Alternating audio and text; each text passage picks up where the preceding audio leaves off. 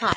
So far, to recap, we've talked about intelligent transportation, intelligent vehicles as part of that ecosystem, what connected versus autonomous and the various levels of autonomous are, the role that they play in this new ecosystem, and how the benefits of those and the barriers and the benefits outweighing those barriers, and the barriers are not easy to overcome, but I think we can say that they truly are worth that effort. So next I'd like to talk about what's government's role, and are there opportunities for us to shape this new ecosystem. So I'm on slide 20, so let's get started with that.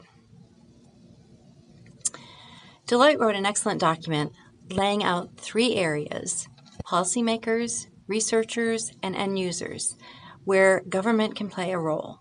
One key point they made, and I absolutely agree with, is whether through action or inaction, the federal government will shape the future of mobility. So let's explore each one of these and what government's role might be. So as of December 2015, state legislation allowing autonomous vehicle testing on public roadways has come from California, Michigan, Florida, Nevada, Tennessee, and Washington, D.C. Since 2015, 6 additional states passed legislation related to autonomous vehicles, and 20 states have introduced legislation. Today, 19 states have passed laws to regulate autonomous vehicles. What they're looking to is for the federal government to put regulations in place so that each state is not left to its own, and the automobile industry left to navigate through each state, putting different regulations in place. In 2016, the National Highway and Traffic Safety Administration and the U.S. Department of Transportation issued a federal automated vehicle policy that is a proactive approach to providing safety assurance and facilitating innovation. In 2017, version 2 was released after they had public comments and congressional hearings, and they expect to release a third version this year. With the National Highway Traffic Safety Administration guidance, they can help to transform this patchwork of rules into a harmonious one that will foster innovation. Also in July of 2017, the U.S. House Committee gave approval for the Self-Drive Act, which stands for Safety Ensuring Lives, Future Development, and Research in Vehicle Evolution Act. This provides a safe intro of autonomous vehicles, and manufacturers can field 25,000 vehicles a year, up to 100,000 in 3 years, so that it's a slow release. 25,000 the first year, and then up to 100,000 within 3 years. So it's a kind of a slow release of introducing these autonomous vehicles into our ecosystem. It would help prevent states from trying to block these efforts as well. This has not been passed by the Senate yet, and it does not include commercial trucking. And this is another area that we really need to have the government get involved in and move forward. We've played this role before. If you look at the history of the internet, the federal government did get involved. And I don't think, sometimes people are saying, oh, they're too down in deep, it should be left to the states. But this is an area where we need a consistent push forward and a policy that follows across all states. So the other role that the federal government can play is research developers. The opportunity to provide funding and grants is another key area. So they can provide R&D money to the private sector as well. And they can also focus on markets that may otherwise be overlooked.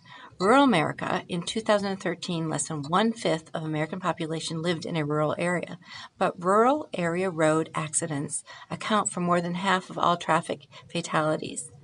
The statistics should be drive incentives for funding of rural areas for test beds so that autonomous vehicles can improve in safety and know what they're dealing with in those rural areas. Why are the crash rates, fatality rates so much higher? So that's an area that, again, the government can push in that direction. And even though President Trump's infrastructure plan has not been released, already people are saying it's not enough. We know there's a crumbling infrastructure. However, if we just redo, instead of looking at how our future is going to change with the ride-sharing, electric vehicles, autonomous vehicles, and multimodal transportation, the infrastructure is not going to be enough. However, if we move into this new arena and the government helps push us in that direction, the redesigns can be made more efficient and the money will be enough to redo our modes of transportation. The third area is the government itself, our end users.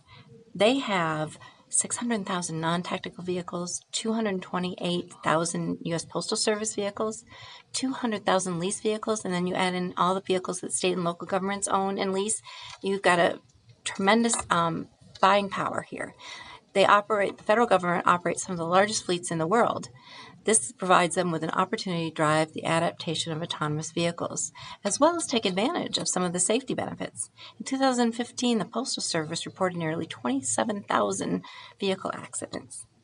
But they must be able to respond and improve their procurement process, which is typically a very long process.